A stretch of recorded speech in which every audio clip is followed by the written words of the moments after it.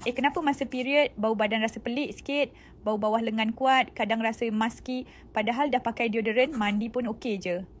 Bila period datang, hormon estrogen dan progesteron turun naik macam roller coaster. Dan perubahan hormon ni ada kesan terus kat peluh dan bakteria kulit. Sebab tu bau badan boleh berubah masa haid. Kenapa bau jadi kuat masa haid? 1. Peluh lebih banyak. Masa period, suhu badan boleh naik sikit. Badan peluh lebih. Bakteria suka.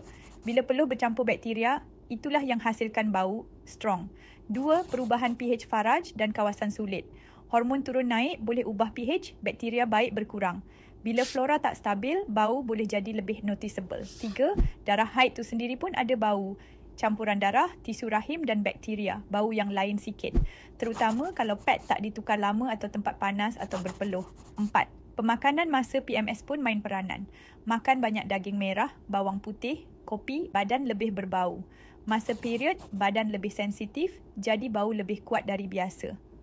Apa boleh buat kalau rasa bau badan off? Masa haid, mandi 2 kali sehari, pakai pakaian longgar dan breathable, tukar pad atau panty liner 3 ke 4 jam sekali. Guna seluar dalam 100% material kapas, amalkan FRT untuk bantu stabilkan hormon dan jaga flora dalaman. So, kalau bau badan berubah masa period, itu normal. Tapi ada cara untuk bantu kurangkan. Jangan panik, jangan overspray perfume ya. Komen saya pernah perasan kalau anda alami juga. Dan jangan lupa follow untuk lebih banyak ilmu kesihatan wanita yang real dan relatable.